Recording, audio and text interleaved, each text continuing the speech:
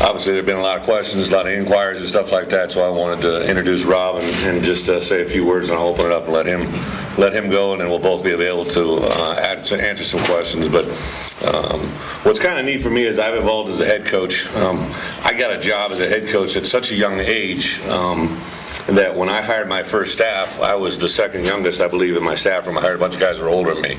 When you're in that situation, you're hiring people that you may have heard about, you may have worked with, but you don't really know them, and it ended up being a really good thing for me and my first staff, because it was a bunch of guys that had to come in and adjust to the way that we were doing things and adapt their principles and build a program there, what I did at Wisconsin. And then when I made the transition here, it was a little bit of now I knew a bunch of guys in the profession. I knew guys that I could lean on, guys that I've heard about or worked with, and brought about a different pool of guys that I could possibly hire.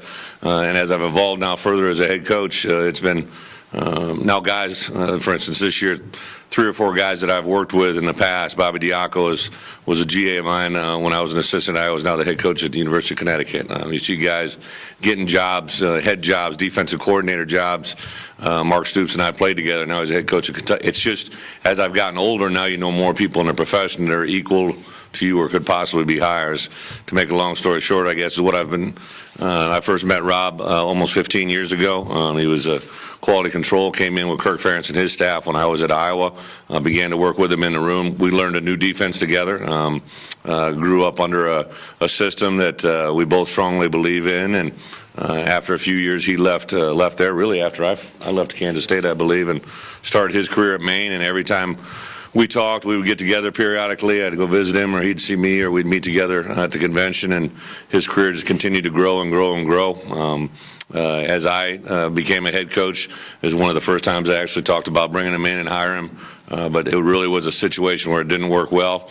When I lost my defensive coordinator to Northern Illinois, Dave Dorn, is the next time that I really talked to Robb about possibly being my coordinator. But I opted to promote from within to hire Chris Ash, and obviously had him for a number of years at Wisconsin, when I didn't think I was going to be able to have Chris join me here.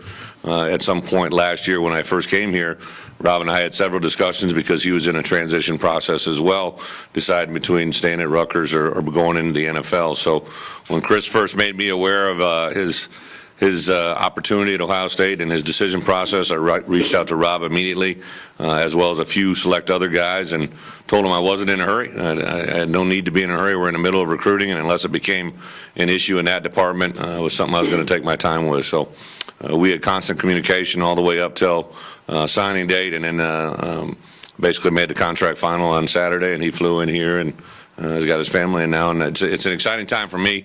We spent several hours yesterday, as we did during the course of the interview process, just talking football and in a language that I think will be great for us here, in a way of doing things that I'm excited for, not only our kids, but our program, our staff, and everything else. So one other thing that just to add in there, the process and the way it came about. One guy that I reached out to immediately after Chris had made his decision, I believe it was on a Tuesday. I came back that evening from the National Coaches Convention and sat down with Randy on Wednesday. Gave him my plan of what we wanted to do and how we wanted to move forward, of giving him a senior associate head coaching title and get him an opportunity to continue to assist, not me, just the whole program, in a role that he was currently already doing, just amplify it a little bit more and make life a little bit better for him. But I was going to go in a different direction from a defensive coordinator, and him and Randy had a chance to sit down. It was one of those days that sums up recruiting in January for a college football coach. I met Robb at a hotel in Miami because I was down in Florida recruiting with Randy. We did it so that him and Randy could sit down. I sit down at a table. Bobby Petrino walks right in front of me. The first 2 minutes that we're sitting there, I turn around and there's 2 coaches from Syracuse that are standing over there because it's a hotbed for recruiting. And I was naive for trying to think that we could be quiet about it, but everything just kind of flew under the radar. Him and Randy had a chance to sit down for a couple hours and felt really good about everything moving forward. So excited now. I'll turn it over to Robb, and then I'll be available for any questions as well. I want to thank Bret. I want to thank Jeff Long and the University of Arkansas for this opportunity. I mean, my family and I are thrilled to be part of the Razorback community. The biggest thing for me, I had a chance to come here as an opponent a couple years back, and it left a lasting impression. I mean, there was a great environment, the fans were great, and this was a special place. And Bret's told me a lot of fabulous things about the university, and just the chance to be back here at a special place like this is a phenomenal opportunity. I'm really excited to work with our defensive staff and help our student athletes be the best they can be on and off the field, and ultimately play a championship defense. All right, we'll start with questions. Coach, you got any ties to this area in terms of recruiting? I don't. I've done some things on that. I haven't really specifically been in Arkansas in terms of recruiting, but as a coordinator at Rutgers, I had a chance to get into the South quite a bit. I didn't have a recruiting area per se, but wherever there was a defensive football player, I think that's important to develop relationships with guys that you're going to coach. So if there was a guy that was on our board on defense, I was in their home or in their school and developing that relationship with them. Was your discussion with Randy Shannon already been mentioned, just kind of what was discussed and just how do you feel about your working relationship with him? I'm excited about that. I think, really at the end of the day, Randy and I kind of share some of the same visions of defense. I know he worked with Coach Wanstead, a person who's been very helpful to me in this process, and that defense at Chicago has kind of transformed into what I've been accustomed to at Rutgers and at Tampa Bay, and Randy has a background in that too, so we were kind of able to speak the same language, and we have a lot of the same goals and a lot of the same visions, and I'm excited to work with him and play championship defense. Coach, this hasn't exactly been a hotbed for defense the last couple of seasons. What can you do quickly to change things around? The biggest thing I think is just get everybody on the same page. Speak the same language. Number one, bring a philosophy, an aggressive philosophy to our defense. I know, Bret and I've had a lot of discussions. Offenses, there's a multitude of offenses out there right now, and they make you work a lot, and they dictate the game.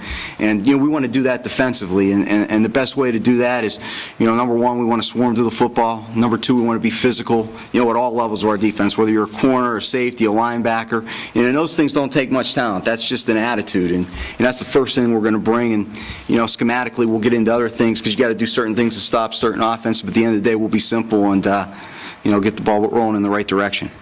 You mentioned Coach Wanstead. Who else have been some of the big influences on you as far as your career? Greg Schiano has been a tremendous mentor to me.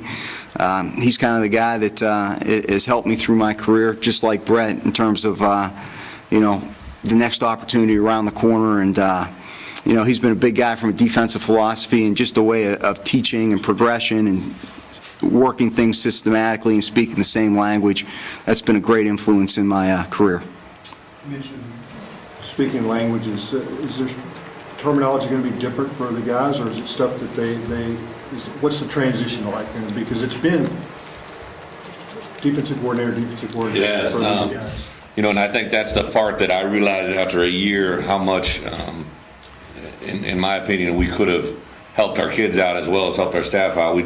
We had two defensive coaches come from Wisconsin. We got Randy coming from a variety of backgrounds, and Tabor, who had been here, and I thought we could blend together, and we did at a certain level. But I do think an overriding issue is just making sure that we're all speaking the same language, trying to make it a little bit more concise, a little more detailed, a little simpler for our guys. I think Rob. One common person that we both shared was a guy by the name of Norm Parker, who unfortunately as a mentor passed about a month ago, but a guy that really probably taught us to speak simplicity in the world of college football as good as anybody. And I don't want to overstep Rob, but we talked a lot yesterday just about even just how to set a front. There's a million different ways you can set it, and we tried to, and when I first came here, we tried to put in a package that you could call one call and it could set the front to every situation. I don't necessarily know if that's the case. I think you got to believe in something and build around it, and that's kind of the guidance that I know Rob and I have both shared, and that's what we'll take. How familiar have you been able to get with personnel? Have you watched any tape? I really haven't had a chance to watch a lot of tape. Now, I've done some research on guys, and there's obviously guys that are coming back in the program that I'm excited to work with, but really it's a clean slate. I got here Saturday night, and this week I'm hoping to get an opportunity to meet with the defensive football players and get a chance to know them and develop a relationship with them, and watch a little film, not a lot, but just to kind of get a sense of where they're coming from, but basically just move forward and press on and see what's around the corner. Do you like pressures? Pardon? Pardon me? Pressures, attacking? We're going to be an aggressive defense. Schematically, I think, though, we're going to be a 4-3 team. It's important to have a great base defense. Before you can get into pressuring and doing things of that nature, you got to be able to play great base, and that's where we'll start. But as we get better at that and we become more comfortable with that, like Brett's talked about before, we want to dictate the offenses, not let them always dictate to us. And one way to do that is to pressure. Especially with the spread offense is making people not play their base. And just how do you dictate to a spread offense? I think there's a variety of ways you can do it with personnel. You want to match personnel groupings. The other ways, not always rush 4. You can rush 5 and 6 guys, but at the same point in time, still give yourself some freedom with whether you're in single high or double high safety. So I think if you mix it up and pressure, not always give them the same look, but still have something, a foundation of rules and language that you can rely on, it'll help you to dictate to them. When you were at Rutgers and you had things going the way you wanted, what would you say the percentage is that you would bring blitzes and stuff? We really kind of looked at a game in a couple different sections or areas. On first and second down, we were probably 67% base, it depended on the opponent and what we wanted to accomplish. Third down, that might get a little bit higher depending on what we felt our matchups were with our 4-man rush. And then, then we really had a very precise plan in the red zone that was dictated to what offenses did down there. So it kind of varied in those 3 areas. But, when we felt that we could and we could disrupt an offense, we'd bring pressure. When we felt that we could sit and play our base defense and disrupt an offense and do that, we'd do that. What did you learn after a year in the NFL? Enjoy the college game more, pro game? What I'll tell you what, I learned that football players are football players.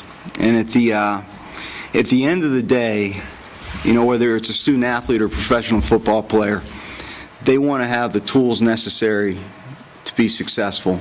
And if you can provide them with that information and those tools, they're going to gravitate towards you. And, football players are football players. And as coaches, the 2 things that we can really give them are technique and scheme. And after that, they've kind of got to let their God-given abilities go out and make plays. So it's our job to make that as simple and concise as possible so that they can make plays. Coach, you may have already kind of touched on this, but maybe I just didn't quite understand it. How much will be new, and both of you can answer this, Coach Field, you might have a better perspective since you were here last year. How much new will the guys have to learn, and how much will they be able to continue with what they have after last year? How much of a change is it going to be? Well, it's kind of, I will be able to help out there a little bit, and Randy as well, and Tabor, is just that one thing I said a year ago is let's not change anything that we as coaches can learn instead of trying to make our players learn it. So here's a simple thing.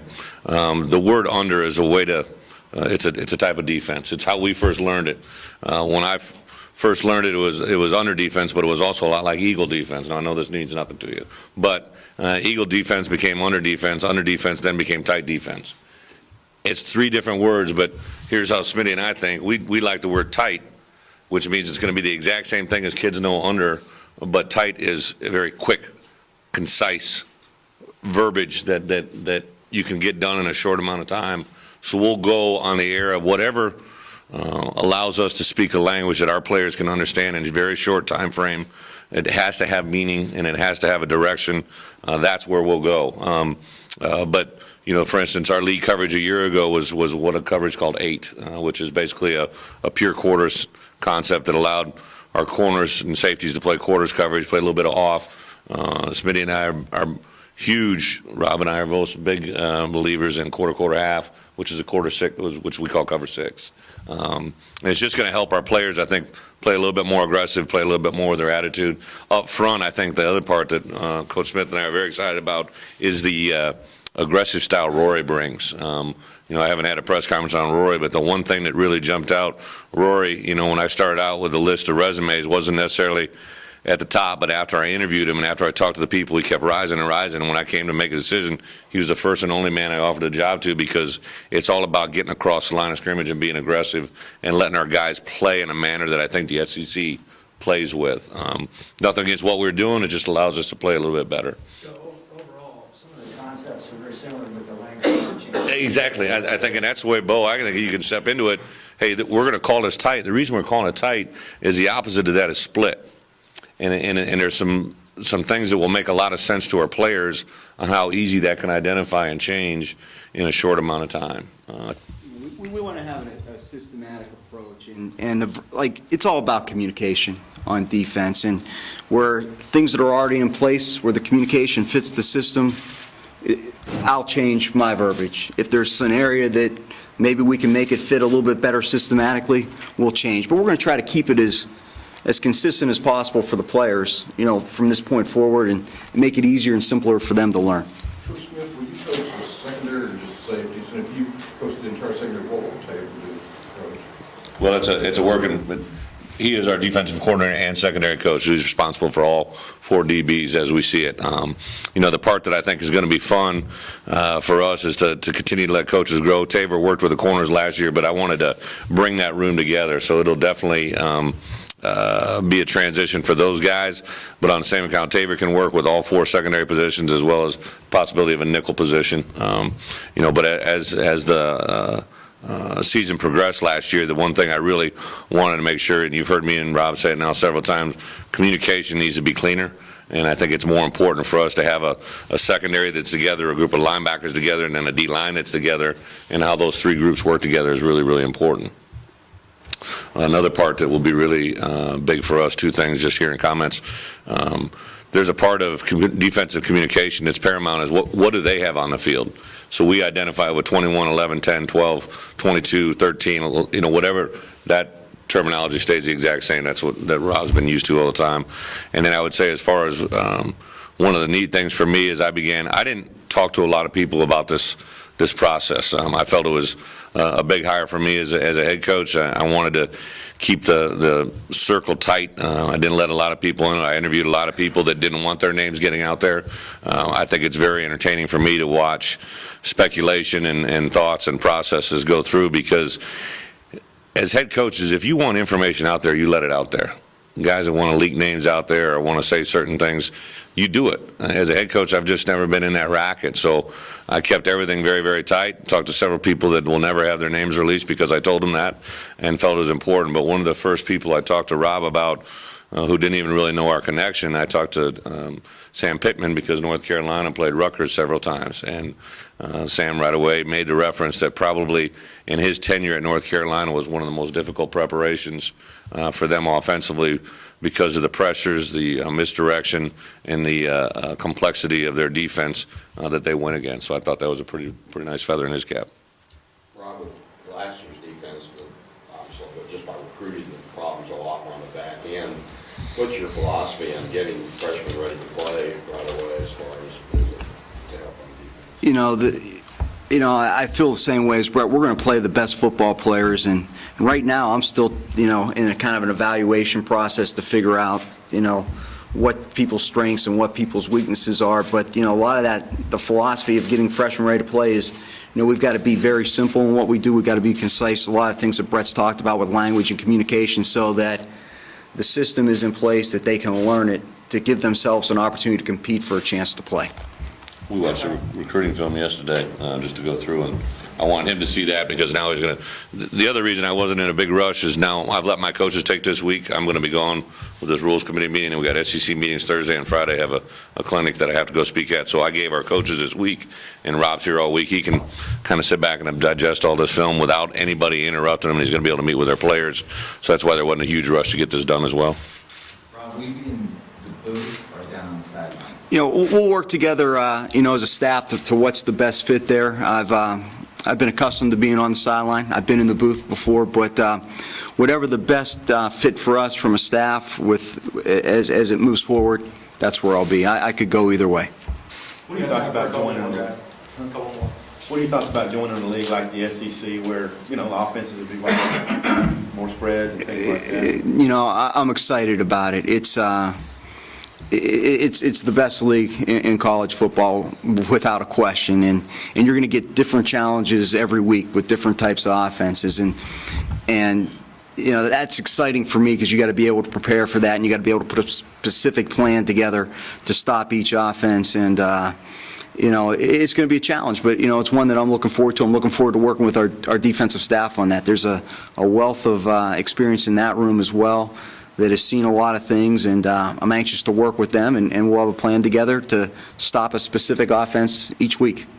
What was the conversation with Randy Shannon like when did you feel like he was interviewing you, or how did that go? I didn't. We kind of grabbed a cup of coffee together, and we just talked football, and really, that's, I know I don't want to speak for Randy, but he was very comfortable in that setting talking football, and I know that's really where I'm at. My biggest comfort level is talking football, and we sat for a couple hours. It seemed like it went like 15 minutes, though. The time flew, and I think we really found that we were on the same page on a lot of things and shared the same vision, and I thought it went very smoothly.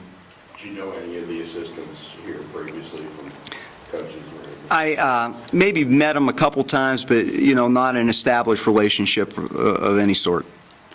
Brett, how many people did you interview, and what kind of put Robb over the top? How many people did I interview? I don't know if I have an exact number on. I know I interviewed 4 people besides Robb that I considered legitimate candidates, people that I felt if this didn't go forward, that was something I was going to be able to do without a doubt. As kind of it was the case with the D-line position, just overwhelmed by the people that reached out, people that have an interest.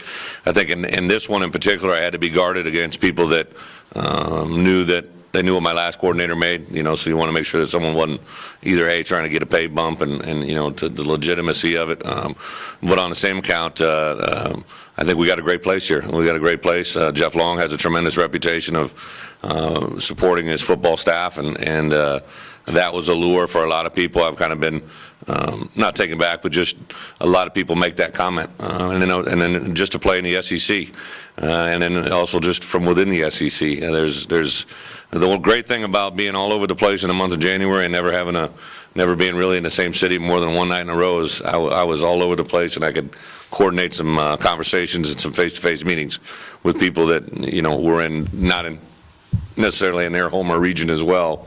Which made it easy, because this wasn't. Robb was exploring other options as well. He's a very good coach who had other options in front of him, and we were walking a delicate line there on what we wanted to have get done. I didn't want his wife getting pissed at me as well. I've known her longer than I've known him, so it's something that I'm glad it came to this point, because it's I think something that's going to truly benefit our student athletes and the whole program here at Arkansas for a long time.